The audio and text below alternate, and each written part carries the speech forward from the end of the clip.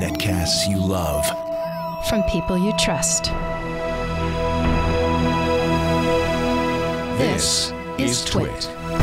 Bandwidth for All About Android is provided by CacheFly at CacheFly.com. This episode of All About Android is brought to you by Gazelle, the fast and simple way to sell your used gadgets. Find out what your used HTC and other Android devices are worth at Gazelle.com. And by PagerDuty. PagerDuty decreases alerting noise for IT operations and developers to ensure that the right engineers are notified at the right time. Increase your uptime and sign up for a 14-day free trial at pagerduty.com/twit. And by SmartThings. SmartThings lets you control and monitor your home from anywhere in the world using your smartphone. To get started, visit smartthings.com/twit and you'll save 10% off any home security or solution kit when you use the code TWIT10 at checkout.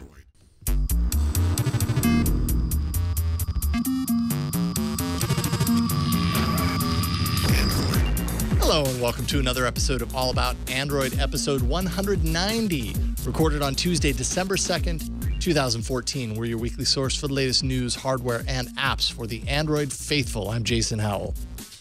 I'm Gina Trapani. And we have back in the studio, we did have Aaron Newcomb joining us as a guest, but then Ron Richards dropped out. So once again, Aaron Newcomb is fill-in. That's right. Now all of a sudden I'm co-host magically. Yes, exactly. I've been elevated or downgraded. I don't know which is the. I think it's a cross grade. Okay. I've been cross-graded.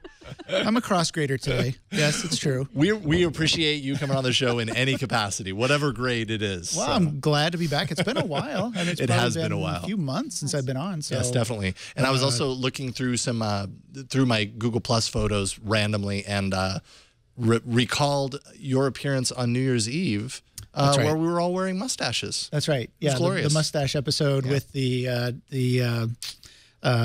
Nazi references and all that. Unfortunately, Ron got the wrong mustache. Yeah, well, we were reviewing a World War II game. It was just all if someone was going to get the wrong mustache, it was awfully funny, is what it was. Yeah, so a lot of fun. Well, it's great to have you back. Yep. And I'll be back on New Year's Eve. I don't know if I'll be on All About Android, but I'll be around the Brick House on New Year's Eve. Yeah, so New Year's Eve, of course, doesn't fall on a Tuesday this year. I think it falls on a Wednesday. So All About Android isn't part of that schedule. We do have some Android stuff going on with Android App Arena. That's normally the day of Android App Arena. So I imagine we're going to be doing something. I think Ron might even be coming up to the studio for a little bit. So maybe I can rope you and Ron and Gina if you. Yeah, heck, we could make Android App Arena an All About Android quick recap of apps or something like that for the year. That'll work. So we'll figure something out. We should get Ron on Twig. That's a lot of fun. A lot of crossover. Yeah, that's not a bad idea. A lot of crossovers today. Crossover. Great idea. And just for our audio listeners, I just want you all to know that Aaron is dressed as Wesley Crusher right now. So that's right, on purpose, actually. This didn't just happen. It didn't just happen. I can tell you, it is very cute. Yeah, this was my my birthday present to me from my mommy. She was very nice and got me this. It was on my wish list. So thank you very much. Wow, it's very nice. I really like it. Download the video, people. Definitely. And we will further just refer to you as Wesley if you're cool with that. Absolutely. Right. There he is. There you are, little nubbin. Now mine is not a unitard, I must say. That's true. I'm so disappointed. This is a hoodie. It was a unitard. It's a sweatshirt. It does not go down clear to my shoes. So, other than that, it does has a striking resemblance to. You'll have to work on that for New Year's. That'll be the New Year's Eve edition. Yeah. Excellent. Well, so I ain't gonna lie. This is a little bit of a scramble trying to find some stuff to talk about this week, but by gosh, we found some stuff. We're going to be discussing the ongoing saga of Google Glass, even though we kind of already did, but there's new stuff. The ongoing saga of the Fire Phone, even though we already did, but there's new stuff. The ongoing saga of Santa Claus, because who doesn't love Santa Claus? And Android. I don't know. This was a hard tease, I ain't gonna lie, but we've got plenty to talk about. Let's just not worry about it. Let's get right to some news. We know you're filled up on turkey. Now it's time to fill up on Android news. I missed you guys. It's good to have you back, Gina. Good to be back. Let's see here. Okay, so what better way to start a post-Thanksgiving episode than with some with a platter of platform numbers? What do you think about that? Wow. Sounds delicious, It doesn't it? does. Interesting analysis, actually, this time around. So first of all, let's take a look at the numbers here. Jelly Bean, strong, just over 50%. Kit Kat, second at 30.2%. That's up 5% from last month. So Kit Kat is on the rise. So in total, that's 81% of devices running Jelly Bean and newer, basically. Gingerbread is at 9.8%. And there's still no Lollipop on this graph yet in these numbers. That's, of course, thanks to the too low to report number of devices running it officially by time for this report. So I'm sure next week or next month we're going to see, ridiculously low, but something percentage. Right. It'll actually show up. It'll actually show up, I would imagine. That's cool. But Jean-Baptiste Giroux, who, formerly Google, now with Yahoo, very well-known Android developer in the Android dev scene, posted some interesting analysis on Google+. Basically, taking a look at this data, because he was pretty close to this data when he was at Google and now, after the fact, and he's kind of taken a different kind of look at this kind of data, looking both at how long it took a version of Android from original release to its peak installed base. He also took a look at the amount of time between a replacement's release and the peak of that version. And I'm not going to lie, I stared at this for like 15, 20 minutes, just trying to comprehend it in a way that I could explain it better than he did. So I'm pretty much just kind of regurgitating what he said because it made my brain hurt a little bit. But basically what he's saying here is that developers really need to pay attention to supporting the APIs of Jelly Bean 4.2 at the very least, and even 4.1, he says, because 4.2, based on this information, is likely to stick around and be as sticky of a version, if not more, sticky of a version in the Android landscape than Gingerbread was. And I mean, Gingerbread is kind of notorious for being the version that would never die at this point. Yeah. And he's basically saying, based on these numbers and taking a look at it, 4.2 stands to last even longer than Gingerbread, which I guess is, I don't know if that's necessarily a bad thing because the jump from Gingerbread to where we are now is so huge. Yeah. And Jelly Bean still feels like it's still kind of part of the current universe. Although Lollipop really kind of changed things with the UI and everything. But I don't know. We should get used to it. I think so, because I know I've been looking at tablets. Cyber Monday was yesterday and all of this. And so I was kind of, browsing around the sites and some various Chinese sites to see if I could find like a really cheap phone or maybe a cheap tablet or something. And, all the devices had 4.2. They were either 4.2. There was a couple devices that were 4.42. But most of them were still 4.2. And I don't know if that's a lag, like maybe these things are coming off. The reason they're so cheap is because they're getting rid of them. Right. So they're old. I don't know, but the vast majority of them were 4.2 and not even 4.4. Not even 4.4. Right. And certainly not 5.0. So, I think there may be something to that. Man. Yeah, I mean, it's a really good, pattern that he spotted. And, as a developer, I'm certainly like, oh, okay, so I'm going to have to, Jelly Bean's going to be my baseline, right? If I'm going to make a modern app, it sounds like Jelly Bean's my baseline. For a long time, I developed for Gingerbread, let that go a while ago. So it's a really good observation. Although, as someone who cares about Android and looks at this stuff all the time, I wonder why. Like, what makes a particular release, stick around longer? Is it timing? Is it, support for different kinds of hardware? Or is it just, Jelly Bean saw 3 releases, 4.1, 4.2, 4.3. Like what is it? And I'm not sure. I'm not sure that it's anybody really knows. Well, Chris, besides Google. Yeah. And Chris Lacey, who's also been on the show, developer of Link Bubble. He's kind of, another guy that you hear a lot about, particularly on Google Plus, if you're kind of following the Android stuff there.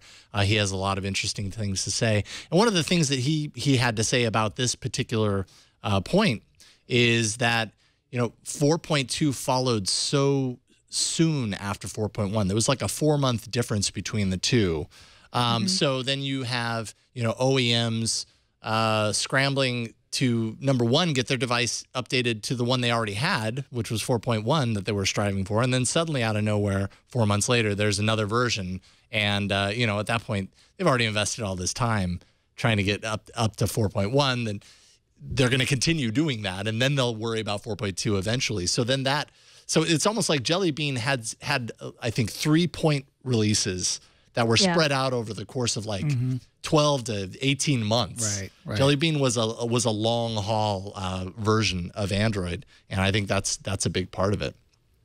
You know? Yeah, no, that's true. That's true. I mean, none of the other releases had, on this chart anyway, had point releases, that many point releases, actually. Gingerbread was 2.3.3, 3.2.3.7, but not that, there's major, minor, and then bug fix. I think that's how it goes, of versioning.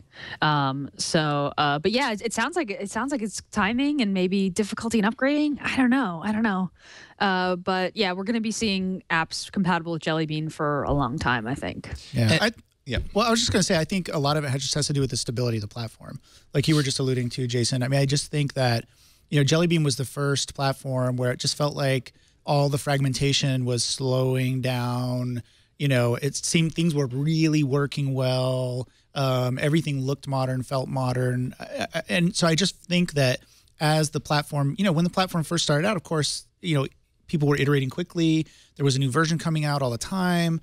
Changes were happening fast and rapidly, and then over time, and I think this will continue, the major changes will stop. And we've seen the same thing even with cell phone hardware, right? In the beginning, it was like, oh, there's another, 4 megapixels better camera in this phone, and then next week, oh, the other phone has a bigger screen. Now it's like, yeah, okay, is it a 5-inch? Is it a 6-inch screen? It's it's iteration now as opposed to these giant leaps in advancement in either the hardware or the software. So I think things are just slowing down gradually, as they should. I mean that's what you can correct me if I'm wrong, Gina, but as a developer, I'd certainly like to see a stable platform around for longer, that's working great and gives me all the features I want, than a lot of short iterative releases that I have to redevelop for every time.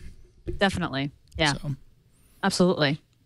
So I wonder if it was a good idea for Google to have done that with Jelly Bean. It seemed, and I realize we need to move on, but it's interesting from the perspective of if there were 3 different, air quotes, major, a little more than minor update releases that are all called Jelly Bean, it still suffers from the same problem, which is that there are 3 different releases that OEMs have to consider when it comes to upgrading, even though they're all called Jelly Bean. Yeah. So on one hand, it sounds great. And maybe that's part of why Google did that, because it sounds great when it's reported that, hey, we've got this larger percentage of the pool that's on Jelly Bean, but it's still broken up into version numbers. And actually, Jean-Baptiste Guru even points this out in his post, saying, it's all marketing. The name, even the version number, is all marketing.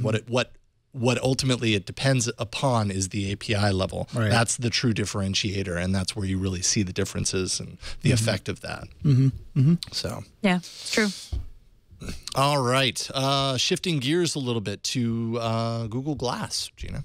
Google Glass, not dead. So just last week, you all discussed the ways that Google Glass seem to be stalling. We haven't heard a lot about Google Glass. Not a lot happening there as it attempts to go to market. But now, the Wall Street Journal reports that a revised Google Glass is coming with completely overhauled internals, including a switch from the Texas Instruments system on chip to an Intel-based processor. The Journal also reports that more than 300 employees are still working hard on the Glass effort. And a new patent shows off a slimmer design, which could be part of the revision that's expected in 2015. So Glass is still around. Now, okay, so thank you, Bryan. You got the new design up there on the screen. I'm looking at this. I don't see that much of a difference from what's out there in the Explorer edition right now. Do you? I mean, this is still really supervisor-like. I suppose it's slimmer. Yeah. This still seems to kind of suffer, not to be a downer, but still kind of seems to suffer from the cyborg problem. I don't know. What do you guys think? Does this look different or nicer or to you? I mean, it almost feels like anything that's going to resemble Glass in any way is going to suffer from the cyborg problem. Unless it's built into glasses that we're already wearing, then it's not going to seem so out of place and whatever. What I see that's different in there is that the long battery extension, behind the ear is gone. Yep. Which makes me wonder, okay, well then, what about battery? Right. Where does the battery go? If that's missing and it's all on the internals, by the eyes, I mean, up by the eye, then I don't know. Does that mean less battery life, or does that just mean more efficient use? Or I'm not sure, but I mean, it's just a patent. It looks a little bit more minimalized to me, so that it doesn't. Yeah, it's not like in your face. Like whenever I walk through an airport or something and I see someone wearing glass, I mean, to me, and maybe it's because I recognize the technology right away, I don't know, but it just seems like they really stand out. It's like, oh yeah, there he goes. And so, I mean, maybe that's one of the things they're trying to do is minimize the technology, get rid of that big battery. I don't know how they're powering it, but get rid of that big battery behind the ear, try to minimize things, make it look a little bit more subtle. Maybe, I don't know. But I agree, essentially in design, the essential design of the product looks pretty much the same. So it is interesting, though, as we're talking about it now from, the almost 3 years on with Google Glass. When it first came out, sure, mind you, there were tons of people that thought it looked absolutely ridiculous from the onset. But there was also this kind of like chic quality, this like future chic quality to Google Glass. It was like, yeah, it looks nothing like anything we've ever worn on our face, but that's kind of why it's cool. Yet now, 3 years later, we're like, no, it's got to be invisible. It's got to be like, blend into things because, partially because I think the perception of glass and its technology is very different now versus what it was when it was first coming out, and people really didn't know much about it other than it was this interesting looking piece of technology that you were wearing proudly on your face in bold colors. Now it's kind of different. So, well, hopefully it also means that they're going to bring the price down. I mean, somehow maybe they've figured out how to mass produce some of the components or something. I mean, I think that's the biggest barrier. And I think that's part of the stigma, like you were mentioning, is that you spent $1,500 on the and it's. I think if they were able to get the price down to $299, $399, I think that a lot more people would be willing to try it out. So. Yeah, and have the Ron moment. Right. Yeah, I know. I mean, it's true. I mean, a lot more people would have the Ron moment if it was accessible and if it was affordable and if it wasn't so. I mean, they're obviously iterating on this thing slowly. They're still working on it. I mean, it's clearly going to come out in some version. I still think glass is going to become kind of a specialty item, or it is a specialty item. It's going to kind of stay that way. But I think that once it's out and more accessible, and the price is a huge part of that, I think more people are going to put them on and be like, oh, this is really cool. And if nothing else, Google has learned a ton. From doing this, right? So this will show up in a lot of ways in future products, hopefully. Either from Google or from other people, just from the what they've learned from this product. I mean, I think about what they're learning now from the self-driving cars and things like that, and a lot of that's going right into the industry, into the car industry, to kind of speed this whole thing along. And so I think if nothing else, I think the knowledge that they've learned in designing interfaces, and I'm sure a lot of that went into Google Wear. Some of that learning went into Google Wear. So, I mean, I think it's probably worth it for Google, even if they can't get the price down to where it's affordable. I think we'll see that show up in other products that are affordable. People would be willing to pay more for a version of glass that integrates inside the things that they want it integrated into. It's almost like what glass is now should be the entry point. Yeah. Should be like, oh, well, this is for if you've only got like $300 and you still want in on it. But if you want it to look really cool and just be part of your sunglasses, well, it's going to cost you a little bit more. It's kind of like polarized lenses or something. Yeah. Who knows? And finally, Facebook. Facebook. So this is an interesting story for a number of reasons. First of all, here's the title. Facebook is seeing more and more app developers go Android first. So when I first read that, I was like, oh, yeah, more and more app developers. Wait, Facebook? Why is Facebook saying Facebook? Right. What in the world? So, it's an interesting story. Facebook in Europe, actually, the person's name is Julien Cordeneu. Reports that more and more European developers, at least, are choosing Android first as a development platform over Apple, even though Apple is seen as getting more money for your app, so to speak, in terms of generating more revenue. There's more and more users, of course, on Android. And I think the last thing that they say in the article is probably most telling. He says there's a pattern coming from Eastern Europe. The Russian developers are developing on Android first because of a big audience. and maybe being easier to develop. They like the fact that you could submit a new version of the app every day. With Apple, of course, you have to wait for each new version of the app before it hits the App Store. There's no version approval system for Android. So he says this is a trend I see, and I think it's going to accelerate. We talk a lot about the ungatedness. Is that a word? It is now. Sure. Of the submittal process for your applications on Android versus Apple. How long does it take to get a revision? Gina, you've done this. How long does it take? For an app Apple to go live and play? Oh, and for Apple? Yeah. Oh, man. It is a black box. You have no idea. I mean, for me, it's taken 24 hours for a bug fix release to go live, and it's taken as long as, 4 days. And you can't, for any developer like me who's not a big company, who's not planning a thing, you just have no idea. And you get the option to say Apple should release this the moment that they approve it, or they should hold it and let me know as a developer, and then let me manually release it, which is really the only thing you want to do, if you're trying to stage a release, an app developer. But it's just impossible to tell. And at the holidays, this time of year, the review process, it just shuts down. They just stop reviewing stuff for a couple of weeks because, I don't know, everybody goes on vacation. I don't know. But it's terrible. I say it's terrible just from the perspective of a web developer and someone who is just used to being able to push little bits of code every day and push them live and is a real I'm just a big believer in iterating and pushing and deploying constantly, easily, and iteratively, and that you just can't. That model just doesn't work with the iOS App Store. So it's deeply frustrating for me. With the Play Store, you upload a version and it's not instantaneous. It does take some time for it to propagate across their servers, but if I do it before I go to bed, everybody has had the OTA push their device by morning, and that's awesome. It's just a much better experience. Sorry, I didn't mean to rant, but no, that's exactly what I was thinking you were going to say, and was hoping you could speak to. And I think that goes. We talk about the application when I think about this, I've submitted apps to on Android, and they just go through, right? I mean, you kind of have to wait for a few minutes or something, and then it's basically there. It just doesn't take long at all. And I think that if, like you say, if you are writing an app where you want to make changes very frequently and they have to be approved every time in the Apple Store, the App Store, I mean, that is a big drawback. Aside from the fact of the numbers, that there's more users on Android and all that, you need to make it, and it's surprising to me too that Apple either doesn't get this or chooses not to get it, because they are the convenience king, right? I mean, they want to make things easy. That's why there's only a single button on Apple products, which is retarded. But it's there, and the reason they think that's great is because it's easy. You just hit the button. It's easy. Come on. Hey, I'm Mario. Hey, it's easy. But what you would think that they would get this and make it a lot easier for the developers to submit apps and make updates frequently.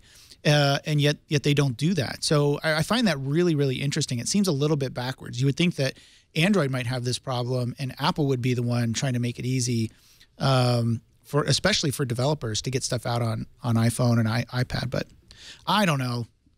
But often developers are willing to put up with that on iOS because of the monetary benefits aspect or assumed benefits. Yeah.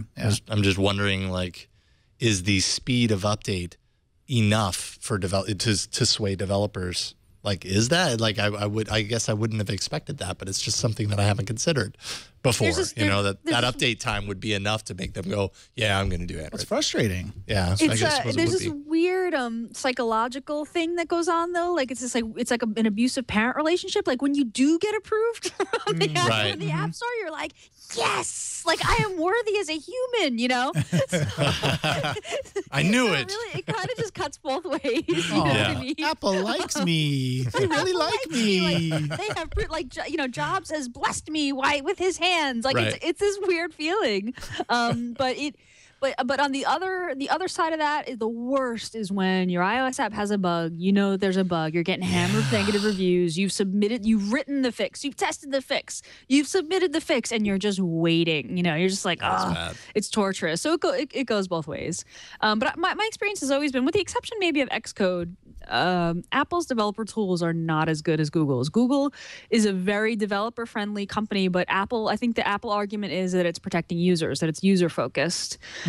So put the onus on the developers to suffer while they wait, for the good of the users. So I think it's just philosophically a different approach. Yeah. For sure. And in case you were wondering what the Facebook tie-in was, I'll get back to that as well. Apparently, Facebook has a team of evangelists encouraging Android developers to use Facebook as a way to build and promote their apps. So that's kind of interesting, but that's why there's this tie-in. I wouldn't have gone to Facebook first to try to get this information, but maybe that's just me. It's interesting to think about anyway. Absolutely. Totally agree. Real quick, an email that will answer many of your questions. At least we got a lot of emails about this, and a lot on Twitter and a lot of Google Plus and all over the place. Matt Schultz writes in to say the iOS versus Android wars are still going strong. Today, Dogcatcher downloaded the latest All About Android show, and I eagerly started listening only to hear Mac Break Weekly, our Mac and Apple focused podcast. You've been hacked by rabid Apple fans. He says, seriously, that was the funniest mistake you could have made, even funnier than if a show on advertising or if it was about Windows or something like that. Yes. Okay. It was a mistake. It was a quick publish, and I apologize right off the top here. A lot of you apparently got an episode of Mac Break Weekly in your All About Android feed, and thankfully there was no one that was super upset about that because Mac Break Weekly is a great show, and you should definitely watch and listen. But, you know, that wasn't our intention. It was totally a mistake. It was actually corrected, if I'm not mistaken, it was corrected, I think 10 minutes after the publish happened. But the way podcasts work is by the time that hit, if any of the podcatchers were open and scanning at that particular moment, and you know the MP3 file hadn't propagated through the servers when it was called out for, then your podcatcher downloaded Mac Break Weekly, and you had to go hunting for All About Android. So I apologize if that was the case. We weren't intentionally trolling you, but it was kind of a hilarious mix-up, to say the least, of all shows. There we go. That is pretty funny. Yeah. Nice. All right. Let's take a break and thank our first sponsor of today's episode. That would be Gazelle. Gazelle is awesome. And I tell you, the holiday season, perfect time for using Gazelle. Gazelle is just perfect for this part of the year. You know, you might have a lot of devices that are just kind of hanging around collecting dust. You have them in a drawer. I know I have a device drawer here at work. Old devices that, you know, you're not using, but they still have value. And that's what Gazelle is all about. Gazelle lets you trade in your old out-of-use devices that other people, you know, might find use for. So you can sell it to Gazelle. They'll give you cash money for your device. Gazelle buys, you know, all different types of iPhones, Android phones, Samsung Galaxy phones, iPads, Android tablets, all across the board. HTC, LG, Motorola, Nokia, you know, just go to the site and you can kind of poke around and see all the different models of devices that you can find through Gazelle and sell to Gazelle. If you've lost or broken your phone, a certified pre-owned device is a great way to buy a low-cost replacement device, and Gazelle can help facilitate that. Gazelle still offers great deals on trade-ins for your old device, so you can visit Gazelle.com to see what devices are available, and you know, from Gazelle in certified pre-owned condition. Let's see here. You can, you know, they're certified like new. They're certified good. Devices, you know, these devices, if you're buying them through Gazelle, they might show some gentle signs of wear, but they offer consumers who want to save a little extra money a great device at a great price. Just a great way to get an excellent device that might have, you know, a little bit of love on it before it was passed along back to Gazelle. All devices have been put through a rigorous 30-point inspection to ensure they're fully functional, and certified pre-owned devices are backed by a 30-day risk-free return policy. Benefits of trading: if you know, have a device that you want to trade in, it's going to ultimately, you know, become kind of a recertified device for Gazelle. But if you have a gadget, you get paid in cash. Payments fast within a few days of your item being received, and is risk-free. Gazelle will also actually go through the process of wiping your data for free. So if you don't do that before sending it to them, don't worry, they've got you covered. Very trustworthy in that regard, especially. Gazelle has paid nearly $175 million to over 1 million customers. It's easy, free shipping. So you know, most items are actually going to qualify you for a free box. And it's a fast process. There's no listing hassles. Gazelle makes it easy. You just go to the site, plug in all your information, send it in, and they'll give you a quote. And actually, if you send in your device and it's in better condition than what you put down, they oftentimes will give you more money than they quoted you for. Because they take a look at the device and they compare it against what you said. So it's just an awesome process to get some money for your devices that are just hanging around.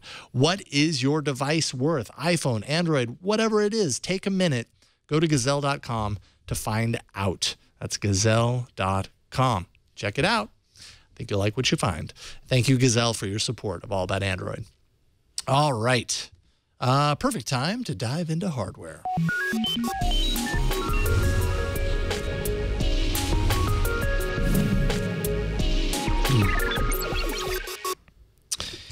Yeah, the Fire Phone.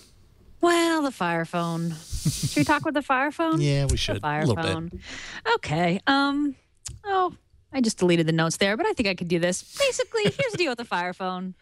It's $199 unlocked now. Oh, and as Ars Technica said, you still don't need one. Oh, sorry, Fire Phone. All right, so yeah, the Fire Phone, of course, launched at $199 on contract, and then I think they dropped the price on contract to like 5 cents or something. And now it's $199 unlocked, which is really cheap for an unlocked phone. But I don't really think this is a deal, and that's maybe because I'm a snob. It's just this phone just has the taint of a complete failure, right? So like, I don't know, if you're curious about it and you've got $200 to burn, sure. But even after all that tape that Amazon put on all their boxes, it's still yeah, right. Yes. Yeah, look at all those cameras, you guys. Yeah, the 5 cameras on the front. It makes me want to run the other way. Now, Jeff Bezos, who's Amazon's CEO, was at Business Insider's Ignition conference, and he actually kind of spoke a little bit about the Fire Phone. Basically, didn't admit failure necessarily with the device or its launch price, its exclusivity, all that kind of stuff. But what he did say is that a device like this takes time to hone in on a successful formula, and that people should stay tuned.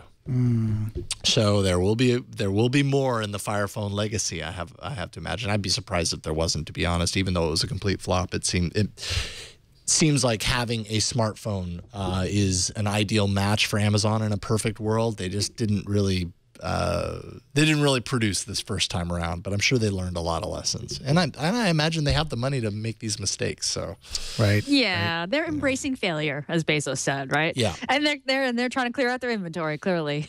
Mm-hmm. So, but Amazon's a lot like Google in that they try stuff, they fail, they're big enough, they've got deep enough pockets to do this. The Fire Phone was a pretty big failure, but I don't know. They've got the Kindle behind them. They've made successful devices. I think they can do it. Mm-hmm. So we'll see more of these. What is the price?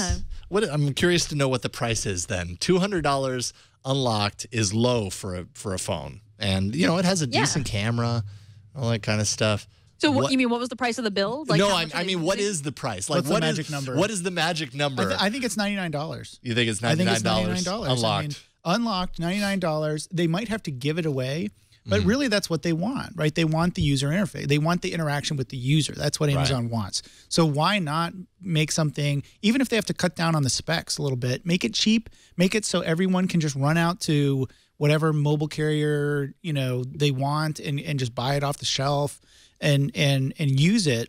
Because that's what they want. They want the user input from the device. I'm assuming that's why they're getting into this, is because they don't want to get locked out on the user input. Same thing with, all the other tablets and other devices that they've been trying to put out. It's because they feel like they're missing out on capturing this wealth of data that people are putting into mobile devices. So I think that's really what they're after. And I think in order to do that, the lesson learned here isn't that the technology was bad. The lesson learned is that people don't necessarily want to buy the phone from Amazon, and so they don't see Amazon probably as a mobile vendor or hardware maker or hardware manufacturer yet. And so in order to get this into people's hands, they really need to cut the price. That's my opinion, and I'm sticking to it. Although the Fire Tablet's done pretty well. Fire Tablet's done pretty good, and definitely they have the Kindle Fire TV now, or the Kindles have done great. Not the TV, but the stick. What do they call it? The Fire stick? TV. There's something like that. Fire TV. Well, they've got the brick, right? The The one, but then they have like a Chromecast one too, right? Right, the dongle, the Fire TV stick. Fire TV the stick. Fire TV stick. Thank you, Jason. I mean, I think that's a good move on their part. The Fire TV stick, make it cheap. That's low price. Low price. Cost. Make it compete with Chromecast. And the unfortunate thing for users as a result of all of this, Amazon, sticking their toes in the water and all this, is that they can't get Amazon Instant Prime on a lot of Android devices. Right now, finally, you're able to do that. I was able to install it on my phone and my tablet through this convoluted process. Did you guys talk about that before? Yeah. Really Through convoluted the Amazon process. app You got to put the Amazon app on and then blah, blah, blah. And it's just like, I don't like that. They're like, they still want that control. They still want the control. Yeah. No, you got to go through our app first because we want to see your eyeballs on our app. And so anyway, I think that that's the unfortunate thing for end users is, I would just like to be able to watch some movies, take advantage of my Prime TV or movie service that I get from Amazon, and I can't because it's very difficult for me to access that because I'm not using Amazon's devices. So. Right. Snyder in the chat room is watching us on an Amazon Fire TV stick right now. Awesome. Hi, Snyder. Oh, hi. There you go. Thank you for shouting out in the chat room, Snyder. Okay. What about the YotaPhone? YotaPhone. This thing, the Lotta YotaPhone. Yada phone. I know a little bit about it thanks to the interwebs. So YotaPhone is finally coming out with the YotaPhone 2. This actually looks like a very beautiful, a little bit smaller. I think it's like a 4.2 inch phone, 4.7 inch phone, but it looks really cool. What's different about this phone, if you don't remember the announcement or people talking about it before, it actually has an e-ink display on the back of the phone. So you turn it over and it's got, presumably the pictures show a clock and some weather information. Presumably you can put other things on the back, but it actually looks really, really slick. Yeah. Now, I don't know if I want to necessarily use it that way, but it's interesting and it's different, right? It's something different that we haven't seen before. The downside of this, at least for us in the U.S., is that this is a Russian company and they're releasing it in Russia and in Europe, 20 European countries in December, but no news whether it'll actually make it to the U.S. So for those of us sitting around the table, both in person and virtually, we probably won't be able to get it very soon. But if you're in Europe, you'll be able to get it soon. Probably Canada, Latin America, they think are going to be coming next, and then maybe after that, United States. So we'll see what happens. What do you guys think about this? The e-ink on the back of your phone, compelling or gimmick? A little both. Yeah. I don't think that makes it bad in any way. I think it's useful in the sense that they even tout 5 days of battery in reader mode, which is e-ink display mode, and I think that's incredibly useful. Is it going to be useful for everybody? Is it going to kind of like I'm curious to know what the price. Oh, okay, about $610. Yeah. In American dollars, €495. Yeah, I don't know. It's kind of like the Sony Tablet P or the Asus Transformer when it was first coming out, where it was like, wow, that's something new and that sounds cool, but who's going to use it? And it turns out Asus Transformer had a following. It was somewhat of a following. So I don't know how, or even the Samsung Note Edge. These interesting things that you have to applaud them for trying something new, because it's really hard to differentiate your hardware nowadays in this current smartphone landscape. You just don't know exactly what that translates into. Like, is this the next thing that 5 years from now all phones are going to have an e-ink display on the back? This is hard to say. I would venture to say no, but you never know. The Note. A lot of people poo-pooed the Note when it first came out. Right. And now the Note, the general category of phablet is actually a pretty big deal. Right. So even with Apple getting in the game and I want to hold this thing. Yeah. I definitely want to see this thing. So the e-ink is you can touch it. You can do stuff with it on the e-ink. Yeah, it looks like there's an unlock that's a good button question. I don't know about that because I mean, how weird is it going to be holding this thing, this touch screen? Right. Yeah, look, there's an unlock. You see the unlock Oh yeah, button that's there? true. That's true. So, I mean, to me, it's like, okay, I'm holding something that's against my palm that's also a touch screen. Like, I kind of feel like that's like a weird, slippery thing. Yeah. But at the same time, I'm like, oh, that's pretty neat. Yeah, you know. Yeah, no, I completely agree. Does it make it twice as easy to butt dial someone? I wonder. You know, because it's both sides now, so it's just, it doesn't matter how you put it in your pocket or, you know. Yeah, pocket dial, butt dial, doesn't matter which way. Yeah, there has to be some sort of control. I mean, obviously there's a lock on it. So. Yeah, but there's something very compelling about these photos. Yeah, I'm like, I want to hold this thing. I want to know what that's like. Particularly because the ink display doesn't look like a display. It looks like a case. It looks like a case. That stuff is like shining through in a magical sort of way. I want to see that in real life and see, you know, whether it actually looks like a display. Yeah, and that's how I was going to set this up, is that, you know, we've seen cases that do things when they close, you know, or either it has a see-through window or it does when you close it. I forget that case manufacturer that you close it and then it lights up the display in a way that the dot. Yeah, the dot the thing. blink the dot feed cover for the or HTC something. One. Yeah. I mean, that was kind of interesting, but this is the first one to really make good use. I mean, I think Dot view.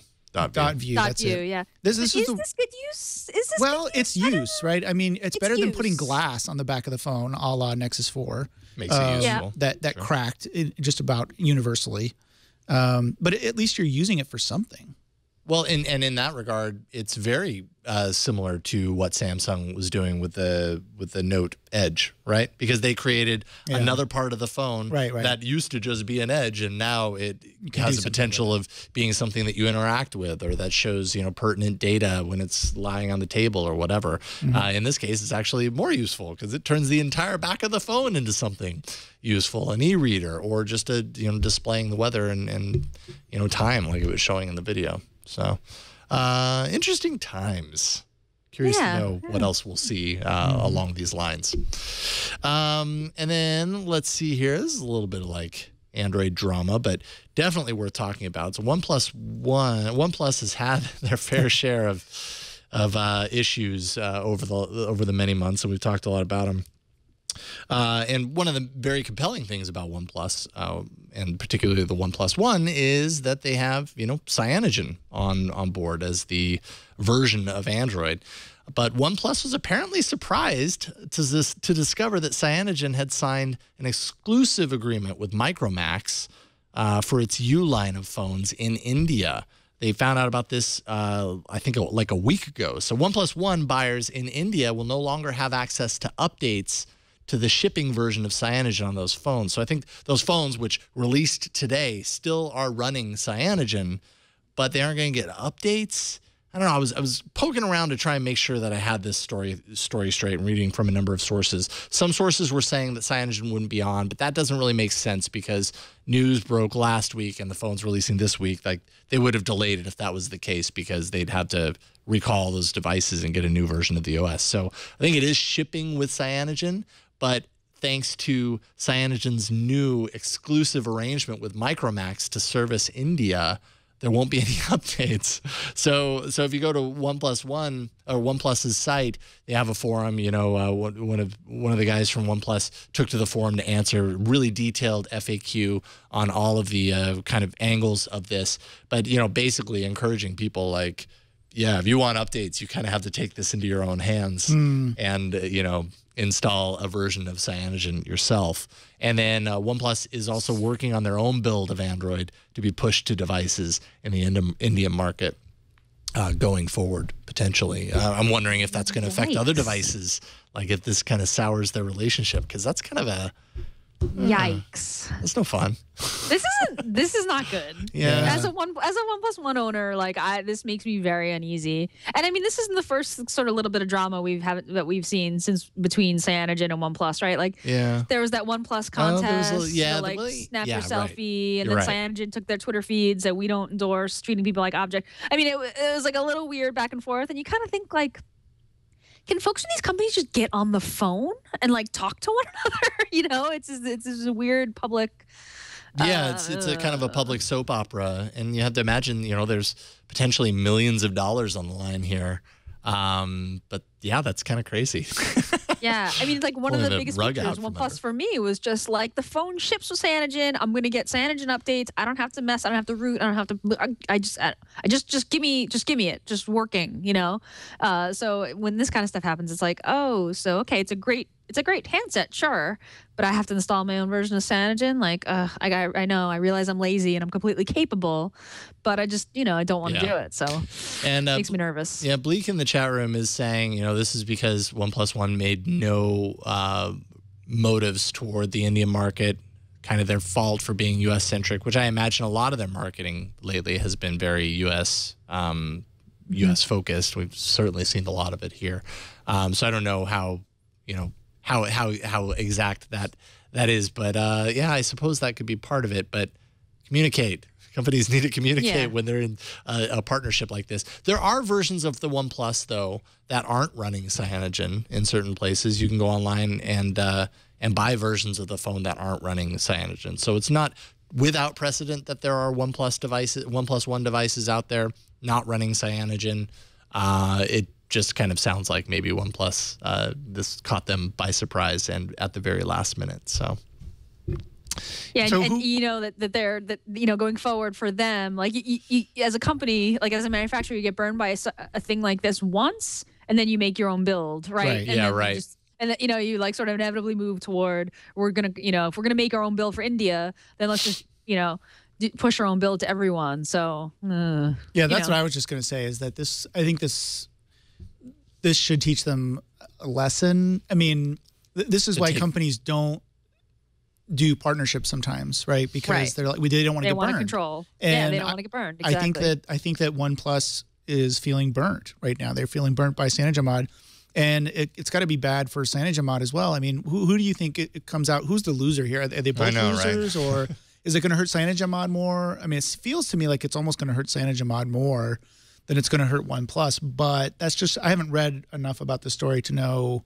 Yeah, and I mean, we really don't know if this affects CyanogenMod's relationship with OnePlus going forward on other devices outside of India. Outside of India, necessarily, it might not make any change there, but I think it affects Cyanogen's perception somewhat. Cyanogen's also walking kind of a fine line from the point that they went public, because they went from this kind of totally open source, owned by everybody, and open to the community and everything, to this kind of no, you know what, we're gonna lock this down, march forth with our own effort, and make a lot of make money from it eventually. And I think a lot of people in the community were really turned off by that. So then when you see something like this, the perception ends up being, oh, there's Cyanogen again, just following the dollar signs, and ticking off people in the process, whether that's right or wrong. I think there's a little bit of that perception too. So I think you might be right. And not to, not to put down Cyanogen, but the culture of like running a company that does business development deals and works works in partnerships and make sure this kind of public thing doesn't happen. That isn't baked into an open source hacker, completely public out there weekend project kind of thing. You know what I mean? So this feels just like a little bit like amateur hour. Like, oh, these guys weren't communicating because they don't know how to do business, deals like partnerships like this. Yeah. And like now it's kind of showing. Now I'm reading about it on an Android blog. Like, Yeah. By the way, and Gadget's photo for this for the story is just this, presumably Indian guy, like, this big grin looking at his OnePlus phone. I just think it's funny. I thought that was funny too. I'm trying to figure out who is that guy. Like, why is he? Yeah, like who? Why? There's no credit. Like, who is that dude? Who and why he's is just he a very so, happy user? He's just a very happy OnePlus user. And he doesn't care what operating system is running. Right? He's just happy. All right, I just had to point that out. Sorry. All things aside, must be stated, OnePlus One still one of the best devices this year, hands down. Agreed, definitely. Yeah. And I mean, and by the way, this is a great segue. That's coming from someone who's, personally used the OnePlus plenty, for months and loved it. And now I have the Nexus 6. I have the white Nexus 6 version. Been using this for close to a week now. And I like the white. I really like the white. I'm really happy I got the white. I think the reason that I waited as long as I did is because I got the white. But I'm happy that I did regardless, because I have it now, so whatever. But I mean, when somebody in the chat room was just asking, so Nexus 6 or OnePlus One? And that's not a very easy question to answer, honestly. I love them both in different ways. And I have to say, the Nexus 6 has its issues. I really enjoy some things about it. I love the size. The size for me is perfect. It's a large phone for most people, I would imagine. But for me, this is like my size right now. I'm really digging the larger kind of phablet approach. The front-facing speakers are loud and awesome. Just having those front-facing speakers when you're doing things like watching a video or playing a game especially, it's so great. Like I said, I really dig the white. The display is super sharp. This is a QHD display. Maybe a little oversaturated and overly contrasty for my taste, I would say. It's funny because when I got the Nexus 5, I felt like it was undersaturated and under contrasted, and then I got really used to it. Yeah. And now this just feels like they've really pumped up the contrast maybe a little too hard, but you know, your eyes get used to that thing.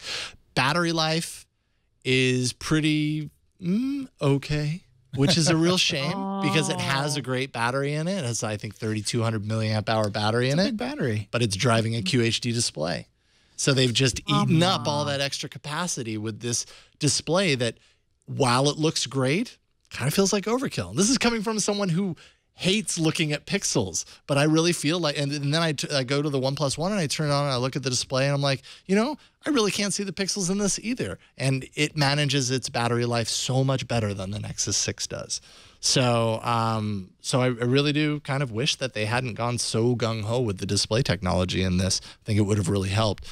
Performance stutters. I think I talked last week or a couple of weeks ago that my Nexus 5 running Lollipop had a lot of screen redraws when going to the home screen and, you know, kind of slowdowns and everything like that. I still get that on the 6, which tells me it's more of an issue with Lollipop than it is with the device itself. So hopefully they work on that with Lollipop going forward, because screen redraws on the home screen is something that I just completely got used to not seeing anymore with the last version of Android. And now that it's back, it's painful to get that. You know, you go home and it goes home and it's blank, and then suddenly things start appearing and then everything's there. No. And that process takes 2 seconds. And 2 seconds doesn't sound like a long time, but when it happens all the time, it's really noticeable.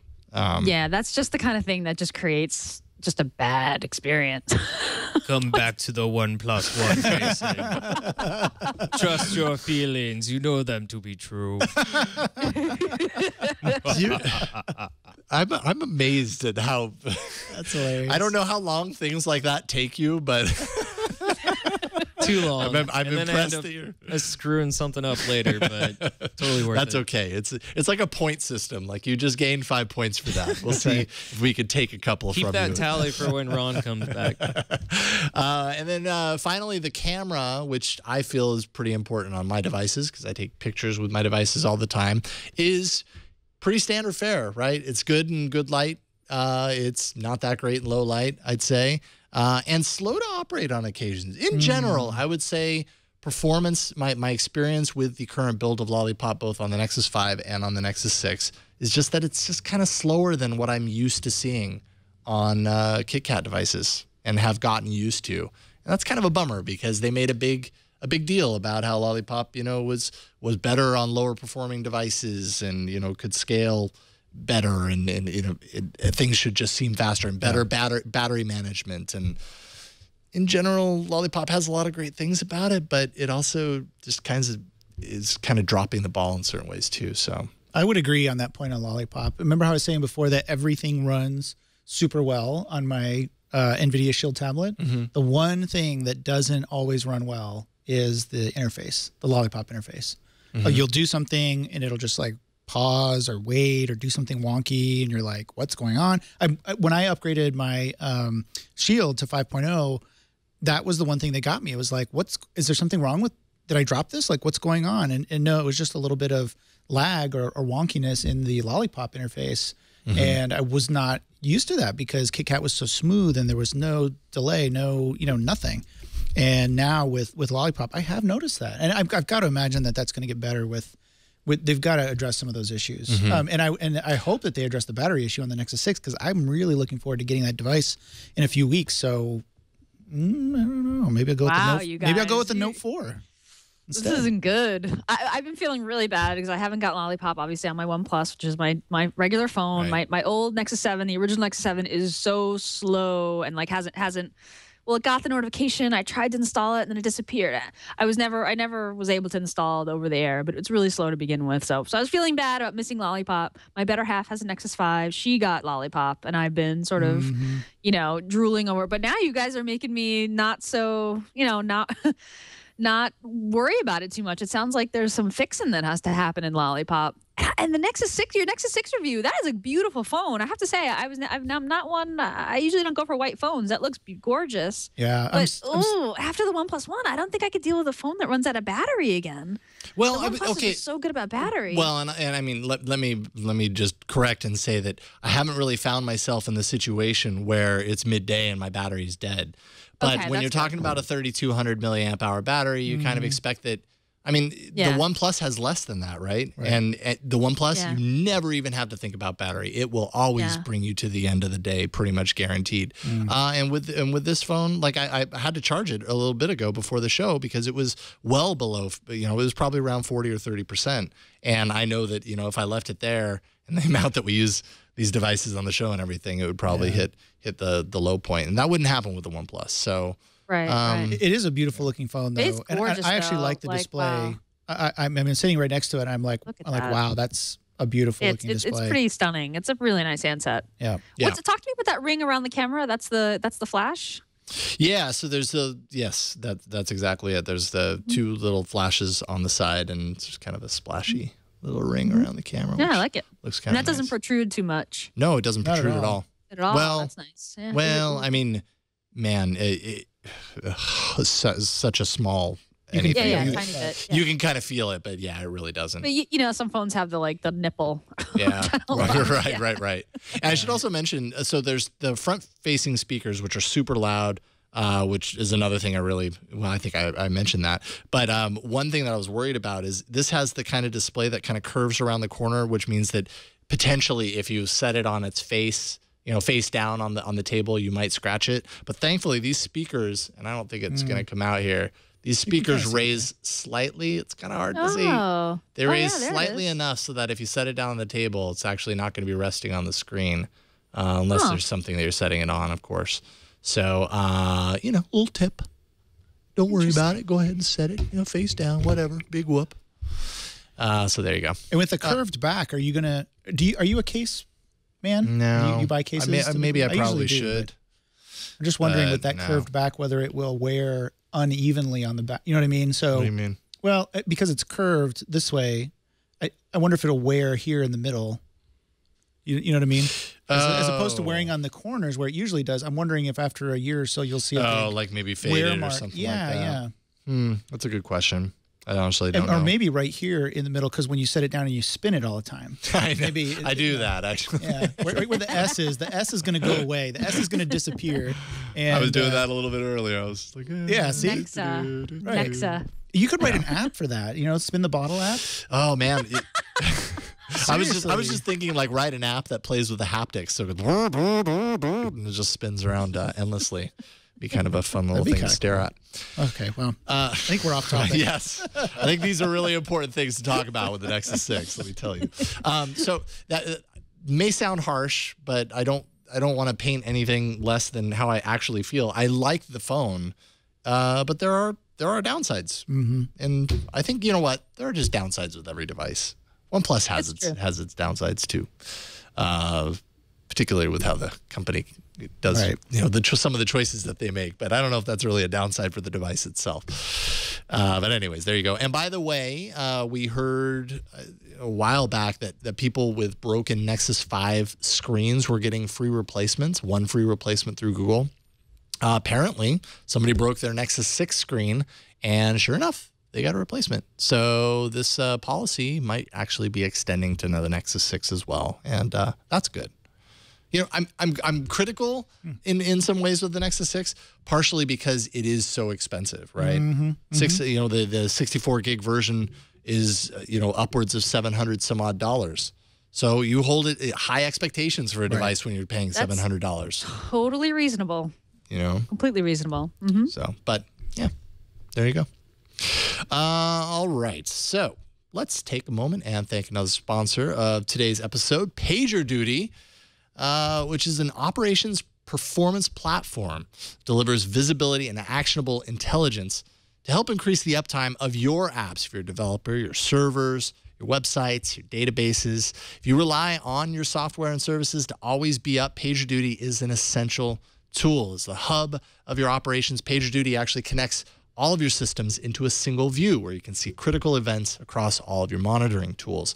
There are over 100 ready-to-use integrations, including Nagios, New Relic, Keynote, App Dynamics, or you can actually roll your own with PagerDuty's APIs. You can decrease your resolution time when an incident occurs. PagerDuty notifies the right team and member based upon on-call schedules and personalized alerting preferences. If alerts are missed, PagerDuty will actually automatically escalate issues to another team member until it's responded to. Dispatch alerts by automated phone calls, SMS, email, and push notifications, and resolve incidents on the go so you can, live your life even when you're on call. Decrease the noise. Incidents are automatically filtered and deduplicated to ensure only actionable alerts are delivered. And PagerDuty's analytics tools will also identify common problems, allowing you to proactively make system improvements and prevent future outages.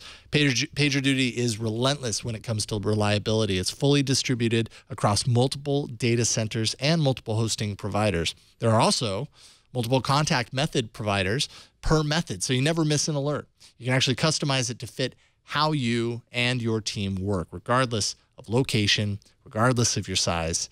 And PagerDuty is trusted by thousands of companies you've heard of: Microsoft, GitHub, Boeing, Nike, Pinterest, Box. So, here's what you can do. If this sounds good to you, you can get the right engineer on the right problem at the right time. You just visit pagerduty.com/twit. Sign up for a free 14-day trial there. And for as little as $19 a month, you can increase your uptime with PagerDuty. When you sign up, you'll also be entered for a chance to win a PagerDuty exclusive on-call survival kit. That's pagerduty.com/twit. And we thank PagerDuty for their support of All About Android and the Twit Network. Thank you, guys. All right. Not a whole lot in apps, but we have a few things to talk about. Let's check it out.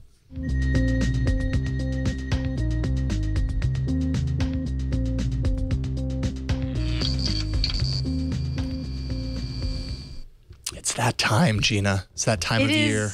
It's the best of stuff. Time of year. Best of things. Tis the season for listicles, people. And Google has posted its best apps of 2014 list in the Play Store. It's a lot of familiar apps in the list, although, these aren't apps that have launched in 2014.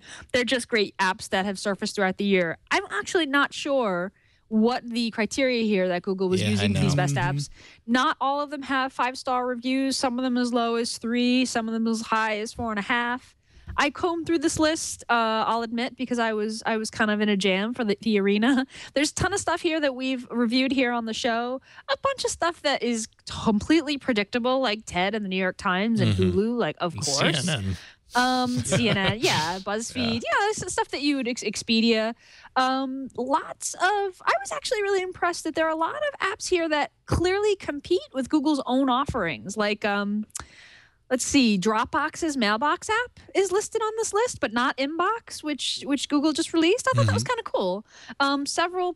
There's a Disney movie thing where you can buy movies, which clearly competes with Play. And you know what? There's a few things here that I'd never seen before. In fact, my app pick for the arena this week came from this list. All in all, I thought it was a decent list, even though a few of these things kind of came from left field. I wonder if these were deals or how they chose this list. Of course, the opinionated land of Reddit says that Google did a terrible job with this list. I agree. And started an immensely popular thread with a ton of great app recommendations from the community. So if Google's best apps of 2014 is too vanilla and mainstream for you, which I admit in many entries, it's pretty secret, Uber, of course. You check out that Reddit thread because there's a lot of stuff there that I actually hadn't seen before, and a couple of things that I was like, I don't understand what this does. But it's a cool thread, and it's not quite as nicely laid out, of course, as the Google page. This is how Aaron feels about Google's top. That's how I feel. Boy. about that. I thought it was horrible. I went there. I guess I went there. That's why you were fiddling with your phone for the last just so I could get that sound up. There it is. I should have just asked Bryan. High definition audio. But I thought it was not awful, but not good. It was just kind of meh. I mean, there just wasn't. I went through there expecting to see at least one or two apps that I might want to install, I guess. Yeah. Not necessarily to see CNN.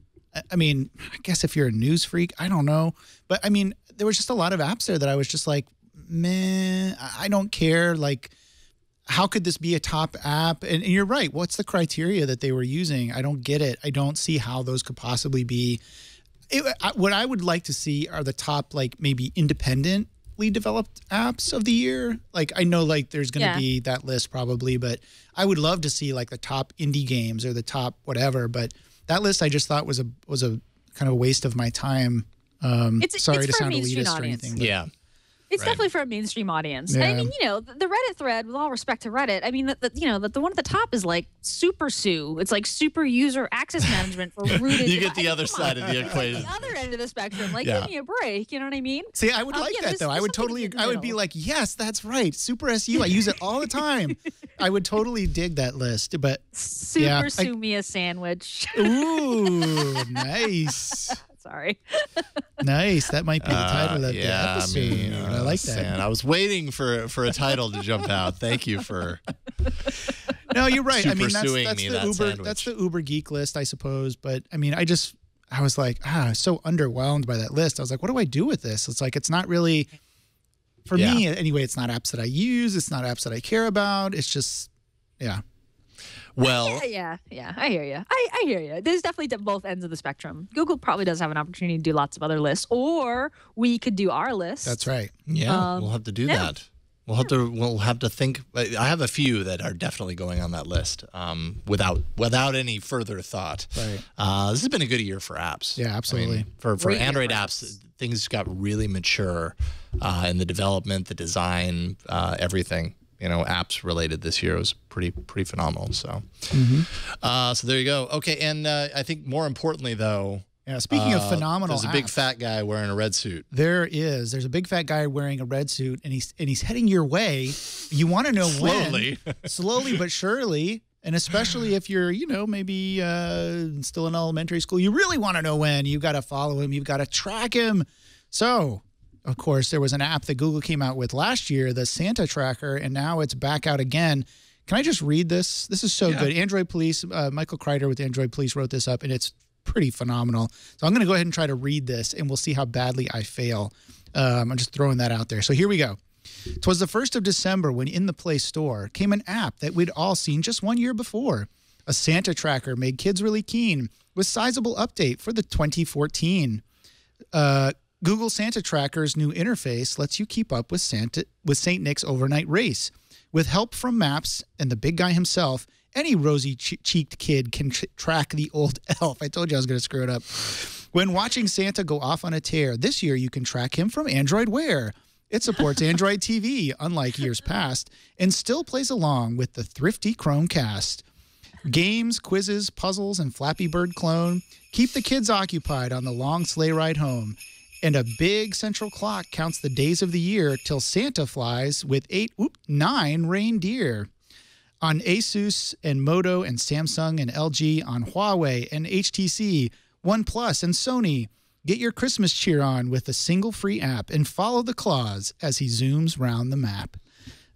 So in case you're wondering where that came from, it looks like they got it from Google Maps. There's a link down at the bottom of the Android Police post, but I thought that was a great rhyme. Props to Michael Kreider of Android Police for showing us just how good of a poet he is and how much I would suck if I tried to do that. That's pretty good. So anyway, go download it. I have it right here. Oh, there it is. I've been playing. I can't put it down because live demo. Because I mean it's Santa Claus. I'm excited. We just got our elf on the shelf for the first time. The Howell household is embracing Christmas. This was the weekend for that. There's games. They're not the most amazing games in the world, but they are what they are. And see, isn't that those speakers are loud? Those speakers are pretty good. And this is like not even turned up. So there you go. If you want Christmas themed. There's I go. Stuff. And tracking Santa. Right. There you go. Tis the season. Only 21 days, 7 hours, 11 minutes, and 20 seconds. 19 seconds, 18 seconds, until Santa's here. See? Oh, no. I'm sorry. You touched it. Whoops. Yeah, whatever. It's a Santa tracker. You know what you're getting. Okay. Bryan, are you ready? Oh, no, he's not. Sorry, I should have given you forewarning, but there's some important things that are afoot.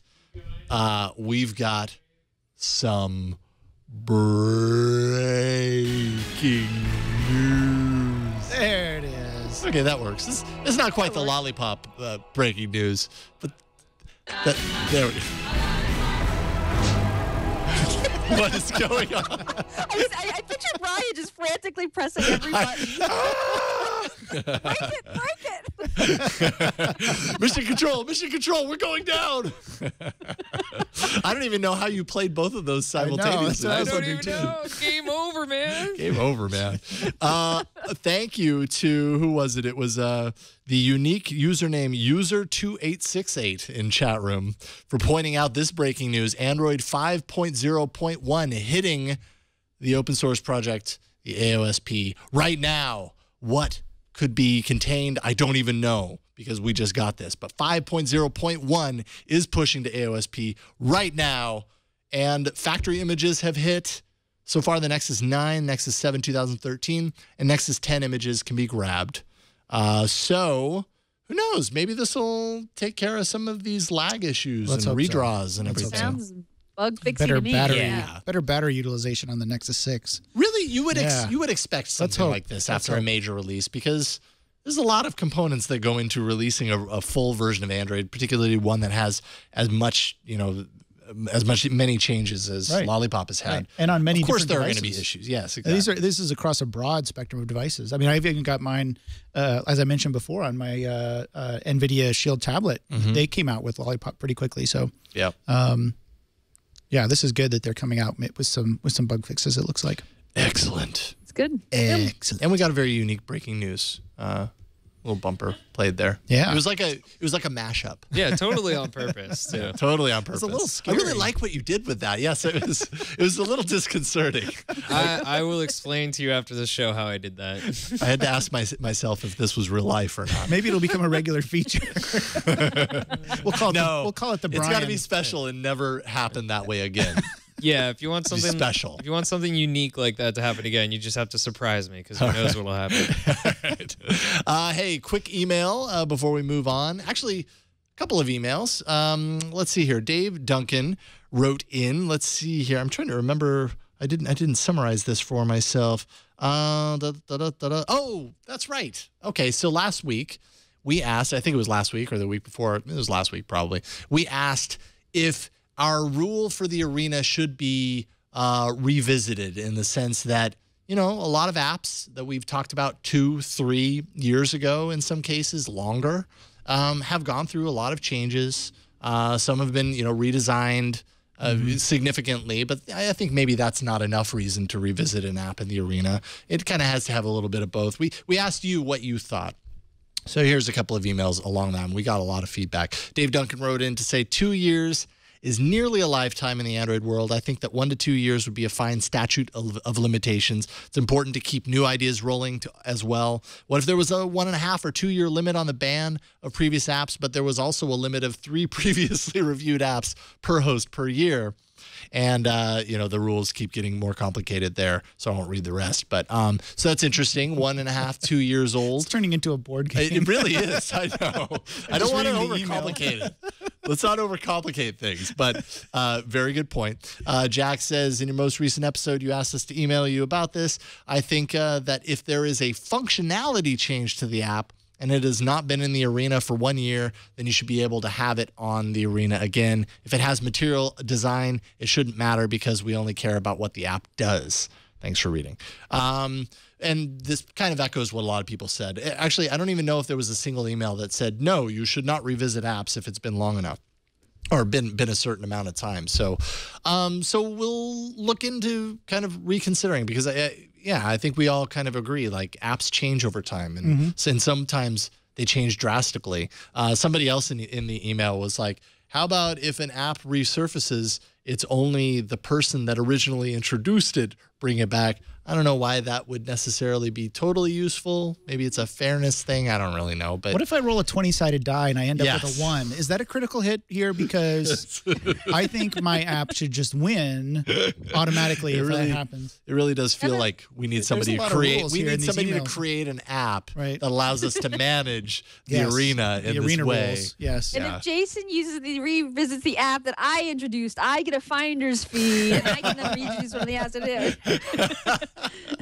It seems like 2 years is reasonable, and as long as you say straight up, "Hey, we featured this before, and here are all the things that have changed since before." But I get that. I mean, sure, the hosts could all fish, the backlog, to go 2 years ago and be like, "Oh, I'll just redo this app," but we wouldn't do that. No, we should talk about it. And I think I would feel wrong bringing back an app just because it was 2 years old. Like, I would only really bring it back if I really truly thought like, hey, this actually has undergone a lot of change since then. And hey, check out this new thing it does, and it looks great, and blah, blah, blah. So, Agreed. So yeah, we'll, Ron will be happy about that because that's all he's going to do now. We can say that because he's not here to defend himself. He's always trying to get over with he's always trying to pull the wool over everyone's eyes. Not really. All right. Let's see here. Let's take a moment to thank our final sponsor of this evening, and that is Smart Things, which actually have a box full of Smart Things, chock full of Smart Things right here. Smart Things lets you control and monitor your home from anywhere using your smartphone, and it all has to do with their components. All of these peripherals, basically this is the hub, essentially. You can see the Ethernet port up there. This is kind of what it all revolves around. You connect the hub to your home network and the Smart Things hub, and it communicates to all of these other components. This is a smart multi-sensor, which can do things like, let you know if you've left the garage door open. This is the motion sensor, pretty straightforward, but it can turn your lights on automatically when you arrive home. When you walk through that door, suddenly your lights turn on. We have all of the sensors here. Motion, same deal. Presence. This will allow you to keep track. So your kids walk through the door, and you're at work. You want to make sure they got home okay. This will enable that. We have, let's see here, the moisture sensor. So you could plop this behind your refrigerator or somewhere where you're worried, you want to be able to track whether you're going to have a flood. If you're going to have a flood, you want to know right away that it's happening, and this moisture sensor can detect that kind of stuff. All of these components allow you to really just kind of get creative with how you set up your smart home. A lot of cool things you can do, automate your lights, like I said, small appliances, get alerts on the major flood leaks, notifications if someone's actually trying to enter your home. So you can kind of use it like a security system. With Smart Things app, you can easily see what's happening in every room. And with all of your connected devices, it's actually like having your home in the palm of your hand. The app is free. It's available for iOS, Android, and Windows Phone. The really great thing about Smart Things is that the possibilities truly are endless. Smart Things' family of smart sensors and outlets work with hundreds of popular connected devices. Devices like Logitech, Dropcam, Nest, Sonos, Philips Hue. You can do a lot of really cool stuff with the Philips Hue bulb. If you're a developer, you can get even geekier here. You can also create new ways to use Smart Things and then publish them for everyone else to use. So you use your smarts to create something cool for your home, and then everybody else gets to enjoy your smarts as well. Smart Things recently announced that in 2015, you'll also be able to control and automate a variety of Samsung appliances, refrigerators, washer dryers, air conditioners, even a robotic vacuum. Vacuum, operate. Go now. I'm not going to be home for 2 hours. I expect the carpet to be clean when I get home. To get started creating your own smart home, you can visit smartthings.com/twit, and you'll save 10% off any home security or solution kit by entering the code TWIT10 at checkout. And for fans of Twit, solution kits start at just $170. Home security kits start at $350, and each kit includes a Smart Things hub, which is this dealy bob right here. at Smart Things Hub. So all these kits start with this. And you can get your home started. Uh-oh, did I drop a sensor? No, I just got my head in the frame. Oh, that's all right. Trying to help you out. That's right. You were helping me out because I dropped the present sensor. There's so many cool things. This checked me in below my chair when I dropped it. So see the powerful things you can do with Smart Things. In as little as 15 minutes, you can get things set up with these kits. It's really cool stuff. You'll get free shipping within the U.S. And yeah, smartthings.com/twit. Remember to enter the code TWIT10 at checkout. We thank SmartThings for their continued support of All About Android and the Twit Network. All right, should we do it? Should we battle? Let's go. Yes. The arena. So many enter, but only one lives. Android Arena. So let's see here. So last week, episode 189, we had a few apps in the arena, 3 to be exact. I think I got a lot of sympathy votes because my demo of Double Dragon Trilogy on the Android TV didn't go so hot. And I still managed to get 39% of the vote. I don't know how that happened. But potential beta, Ron's app, comes out in the lead at 48%. Ron celebrated his victory via email to me when he made a comment that I'm not going to repeat. It really wasn't that bad. In fact, it wasn't bad at all. But he's pulled ahead. He's ahead of me by 1, it looks like. Thank you, Wade County, for counting our wins this year. I don't think that I have a chance. Let's see here. 10 December 2nd. So how many 10 more? to 15. No. Even if I won the rest, I won't win. So now I just have to make it really difficult for everybody else. 2014, not my year. Let's see here. So I guess that means that I go first. And this was one of those apps that I was kind of like, okay, it's called Clip It, first of all. It's one of those apps that I was like, okay, that's neat. I don't know why I'd use it or what I would use it for, like a scenario, but it's kind of neat that you could do this. And I wonder how legit it is, but I mean, it seems like it's legit. Everybody's reporting on it, and it's in the Play Store, and it's surviving. So I suppose we'll see. What is Clip It? It's kind of a social network based around clips of shows, essentially. So you're watching TV, and you're watching, let's see here, you're watching the movie Elf on Comedy Central, or ABC Family in this case, and your favorite scene happens, and you want to, post a clip of just that scene. Clip It, from what I understand, is monitoring all of these channels, right? So what's on right now. So these are clips that were actually pulled. But if I go into up here, it shows you what's on TV right now. Adventure Time, Bones, Bring It On MTV or whatever that show is. CNN Tonight, whatever. And you can dive in here. Oh, Elf happens to be playing on ABC Family. And it shows you all these clips that were pulled from this while it was playing on live TV. So you can repurpose the clips essentially and post them to show somebody your favorite clip from the show. So I could go in here and I can trim it. Oh. Wait. So where are these? Are these like on you? Like where are these clips? That's awesome. Yeah, and it's so they are. Therein lies the problem. I know, right? That's where I'm like, okay, so how are they doing this? I don't know. Yeah, honestly, how long will it stay around? Yeah. How long is it going to stick around? It's like one of those things. It's like a solution to a problem I didn't know I had, and I still don't know if I have a problem that can be solved by this. But it's kind of neat that they're doing it, right? Like they're literally It is. kind of record. They're DVRing all these shows on a number of networks, and they have a thing down at the bottom that says "Don't see your show." You can kind of submit a request for different channels that they can add to their list, essentially. And you can go in there and you can share a moment from the clip, but it's not a long moment. And I'm wondering if maybe that's how they get around it. Because isn't there there's a fair use restriction for short clips, right? So what they're allowing you to do is clip out a very short clip out of a show if that happens to encapsulate what you want to show somebody. Yeah, there's an implied fair use. I mean, I think that it could be challenged in court, but it's implied that if you use less than 10 seconds of a video, you're okay. But Santa! That's what yeah. But this seems like a pretty long clip. It is. That's more than 10 seconds. Yeah.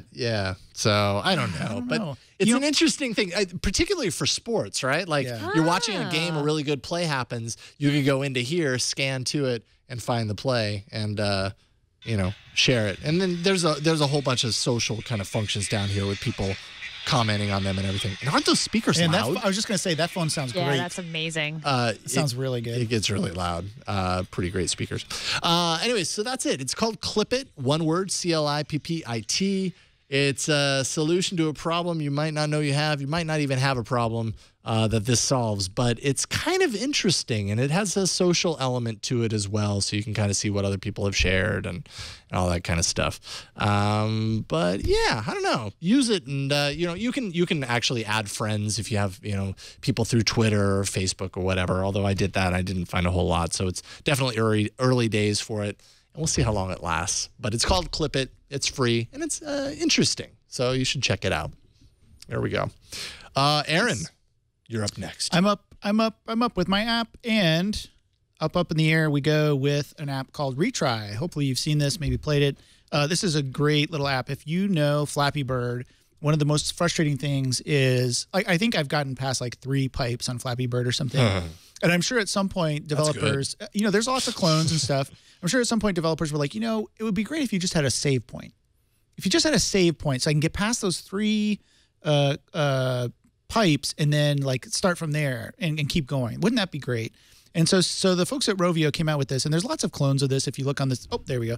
There's lots of clones of this if you look on the Play Store. But this one is, I'm not sure if it's the original. I assume it is. This is put out by Rovio, so it's getting pretty good airtime, across all of the various websites and things because it is put on by them. I don't know. Can you hear that okay? Should I turn it up? Okay. So here we are. Don't damage your hearing. Yeah, don't raise it above the recommended level, folks. Come on. Here it is. It's loading. Basically, this is a super simple app. One touch on the screen makes the little plane fly. Here's where I'm at in the story. You're the little plane here, and you've got to get to the various checkpoints along the way. And you're looking to pick up stars, and you're looking to pick up other things like little bolts that you can use for upgrades and things. But basically, you kind of tap and make it go. And if you hold this thing down, it just does loops. So you end up dying. And of course, here's the name of the game. This is where it comes from. It's called Retry. So you hit retry and you start at whatever point that you left off on. And if I'm really good at this, I might be able to get to the next save point. Let's see. Let's see if I can do it. No, I'm not going to do it. Oh, there it is. No, I'm not going to make it. I know. Once you get into the spins, it's really hard to recover. But I don't know how you did that. Skill. Dude. Wow. How did you do that? All right, so yeah, that'll never happen again. The controls on this game are, I understand why people compare it to Flappy Bird. Yeah. Only because the controls really do, they seem simple, but they're really hard to master. But then once you finally get your groove, the game becomes a lot of fun. And it becomes a lot of fun, and it's challenging. I mean, it reminds me a lot of Super Mario back in the day, where the levels get challenging. Except with this one, they give you all kinds of save points, and you earn coins, and then you can use coins to unlock the save points, or the retry points they call them, or you can watch an ad. And so, they're making some money off the ads that way. Of course, you can buy coins. So this is not without the in-app purchases. You can buy coins to use them, or buy gears to use them for upgrades and things. But basically, that's it. So now I'm at the next save point, and I can keep going. And some of these levels get insanely tough, as you can see. I have not been able to get past that point right there. That's where I'm stuck. But this is a really cool app. It comes with some great features. It is highly addictive, and it's 8-bit retro. So, if you like the soundtrack is pretty good. The soundtrack is pretty good. It gets repetitive after a while, but it's good. They did a really good job with it. So that's it. That's Retry. I would highly recommend it if you like side scrollers, if you like puzzle, Mario, Super Mario type like side scroller puzzle games where you're trying to get past a maze or something. I would highly recommend checking it out because it is a lot of fun. And I've spent, hours. There's some good footage there. I spent hours playing this, unfortunately, way too much that I should have. But everybody that I've shown this to has loved it. All the kids love to play it. It's challenging enough, but it's also simple enough in execution. It's just one, you use your finger, press down your finger to make him go, and you just have to time it right so that he doesn't go, so that the plane doesn't do loops and go crazy. But it's super simple to play, highly addictive, and I would highly recommend it. And it is free in the Play Store. So go try out Retry. And it's Rovio, which Rovio I is hear the publisher. Rovio and my eyes automatically roll. Have they done anything else? Rovio, what have they, Man, put they out? did this. They did this whole like never-ending series of Angry Birds games. Oh yeah, Angry Birds, of course. And you wondered if they were ever going to come out with something different that wasn't Angry Birds focused. There is an Angry Birds level in here, but The description's pretty funny. Yeah, the on it. description's great. Read the description. From the guys sitting in the room next to the guys making Angry Birds comes Retry. Yeah. It's Awesome. a little tongue-in-cheek there, a little humor from the developers. I think that's great. They've been trying to put out some other, the next Angry Bird. They've been trying to put out some more games, and it's not the next Angry Birds, but it is a lot of fun. So, yep, I agree. It's a lot of fun, and I'm happy to see Rovio do something different. Yes. And it Break happens the to be mold. a great game in the process. Let's see here. So that means that Gina, you are up next. I will attempt to show this off as well. Cool. It's actually got a demo mode, so we can show using pictures other than pictures of us. Awesome. So my pick this week is called Facetune, and it's $2.99. And I picked this app partially because it's great at what it does, and partially because I have a weird sense of humor, and I think this is kind of funny. So Facetune basically lets you airbrush your own selfie. So what you do is you give it any portrait, you take a photo of yourself, or you give it any portrait, any picture of a person, and this thing lets you airbrush the heck out of yourself. You can remove blemishes and smooth your skin and change the shape of your nose and heighten your cheekbones. I mean, seriously, you can get rid of wrinkles. You can make your smile whiter and wider. It's crazy. And this app is really good at doing this. There's tons of little controls. Yeah, it's basically like Photoshop, but geared specifically for airbrushing a person's face. It's got this. So right there, Jason is smoothing over wrinkles. There's a button. There's a button on the bottom right where you can tap and see the original compared to the. You tap and hold. I think you can kind of see the original, and then so you can see how you kind of smoothed over. Does it have a teeth whitener? Yes, it does. It has a teeth whitener, and you can remove Just blemishes. noticing the guy has some pretty yellow teeth. I shouldn't talk. Mine are horrible, but it comes with a bunch of demo photos of like people with really big pores and wrinkles and blemishes and moles and like really yellow teeth. I mean, and they're all sort of smiling very happily. And you can go through and like learn how to use the app. The app has a really nice demo, really good instructions. I mean. Cool. The thing about an image editor, for me anyway, there's always like this toolbox of buttons that are like inexplicable and you have no idea what they do. This app does a really nice job of showing you, this is whiten, reshape, smooth over.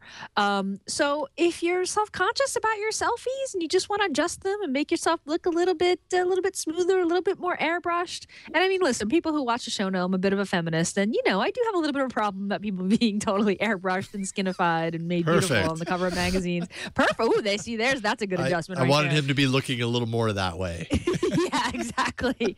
As you can see, you can make some crazy, ridiculous adjustments. So you can also just sort of make yourself look a little more clownish. There you go. You can widen the smile. Oh, look. Oh, Jason, you're an artist. You are an artist. That is amazing. I'm giving him like the Aphex Twin smile. He's the Joker now. Wow, that's kind of fun, actually. That is kind of fun. So it can be less about vanity and more about just really having fun with different pictures. I gotta say, I've never been as good with an image editor to really kind of tweak portraits. Oh my god! No, okay, that guy's really looking like a weirdo now. I have no idea what you're talking about. But I found that this app was totally worth the $3. If you like to tweak images or make any portrait look nicer, this is really really easy way to do it. I mean, my kid is just kind of learning to walk, and often will have scratches on her face or whatever. Not because we abuse her, but because she falls a lot. So sometimes I Photoshop out the scratches so that the family doesn't think we're beating her up. And this is an app you can do that with. Yep. So anyway, yeah, this app is a lot of fun. You can see the tutorials there are really, really good. You can add a bunch of other effects as well. But I found that the face tweaking controls were definitely the most interesting and well. I would agree. Yeah, look at that. Yeah, make his head a little bigger. Yeah, look at that cranium. He's mega mind. That guy must be smart. Totally smart. Smart. Hi, guys. Oh, man, the resemblance is uncanny. Thanks, Bryan. Cool. This is a lot of fun. It's called Reshape. Or Facetune. Or sorry. Oh, I see. This is the Yeah, you're in the sorry, I'm fixated on reshaping the face. The function called Reshape. The app is called Facetune. I actually did look at this in the list, and I wondered about it. So I'm happy you picked it. It's really cool. Yeah, you can see some nice adjustments there. Yeah, I saw some reviews of it online earlier this week, so I was happy to see it that it was your pick as well, because I wanted to see how it worked. Yeah, I mean, even just watching this video, they do a really good job. I think it's so hard to really sort of demo how you teach users how your app works, especially when it's like a little more complicated like this. But the video here is amazing. The instructions, the in-app instructions are great. The demo pictures that they put in there are great. And you can work on other people, strangers, obviously, instead of yourself. So really get good at it. But yeah, I mean, and that's like an obvious, really nice improvement. And we all take pictures with our phones so much now. I mean, it is handy to have something like this on your phone so that you can do. I mean, like we just took a trip to Germany, and we did take a regular camera as well, but over half the pictures were on my phone. And it would have been nice, before we sent these off to the family or something, just to be able to go in, maybe do a little retouch or, whatever. Give yourself bigger brains or bigger whatever. And then just, send it off. It would have been kind of fun to do that. So I think it's a cool app. Nice. Yeah, or even just like blurring out the background, which is another example they have. You can blur the background, which gives you that nice effect. But also, if there's random strangers in the background of your selfie or your family photo, you can kind of anonymize them. So yeah, Facetune, I really dig it. Excellent. All right. So now it's time for you to, you got to work a little bit. You got to go to AAApull.com/190. That's AAApull.com/190. And let us know which is your favorite app of the week. Is it Clip It, Retry, or Facetune? Let us know where you land, and we will check in on this next week. And Facetune with 100% of the vote. Oh. With 2 votes. 2 votes, 100%. It's over. 100%. It's called. It's unanimous. I'll just go ahead and stop the poll Basically now. done. I'm giving Ron a run, folks. Help me give Ron a run. Awesome. Great apps this week, as usual. So, sweet. Well, we did it. We maneuvered through moderate Android-related news. Right. And came out the other end with, I think, a pretty fantastic episode. Absolutely. This was fun. It was a great discussion. Yeah, thanks, Aaron. Yeah, thank you, Aaron. Always a pleasure. And yeah, it kind of sounds like you're going to be around for the New Year's Eve celebration. Yes. So I will definitely be in-house. I think we're doing a Floss Weekly or at least an open source kind of open hardware, open software kind of thing. Randall Schwartz and I are going to be doing that in the morning, I think sometime 8:30 or so. So that should be fun. And then I'll stick around for a little while. Maybe we'll see what happens. I don't know what the full plan is yet. That's being worked on, right? Yes. We'll find out more about that as time as we get closer to the time, I should say. Android App Arena could turn into a little mini-sode of all about Android. That would be fun. The way it's looking right now, because top 10 lists and everything, right? Yeah, we should do something like that. Yeah. Make that happen. But you can also check me out on Google+. That's where I live most of the time. My social life is there on Google+. You can check out Benicia Makerspace if you're in the Solano County in California or Costa Contra County, anywhere in that area, in that neighborhood. Come check out Benicia Makerspace. There's my kitties. They were tired from putting up all the Christmas decorations, so they had to take a little nap. They actually slept for 3 hours. They were going crazy because they were very disturbed by this big tree that we put up in the middle of the living room. It just appeared out of nowhere. I'd never seen this before. Happens, it's their first Christmas. But and then also, mark your calendars if you are, again, in the area. We are doing a mini maker fair in Benicia on March 28th. So if you're in the area and you're kind of into making things and you want to maybe you have kids and you want them to get some hands-on, fun with all kinds of cool stuff. Maybe learn to solder or learn to make something new. Keep that in mind as well. If you're not in the area, please use social media to repost about Benicia Mini Maker Fair. It's our first year, and we really want to make a big splash and get a lot of people to come and have fun and learn something new. So keep your eyes out for that as well. Nice. Yep. Excellent. Always a pleasure having you on the show. Yeah, thanks for having me. This is great. I love being here with you guys. It's always a lot of fun. Right on. Thank you, Aaron. Gina, what you got going on?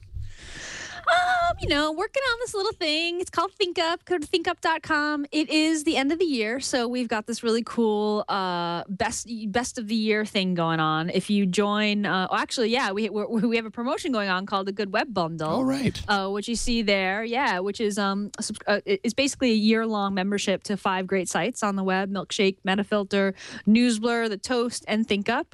And in addition to the Good Web Bundle, we're also running kind of an advent calendar of year-end insights. So every day in December, if you're a ThinkUp user, you get a little kind of year-end review of your most favorited tweets or your chattiest day of the year, or like who your BFFs were online, or how many times you said thanks or congratulations. And those are just rolling out now. I think it's only December 2nd, so we've only done 2 so far.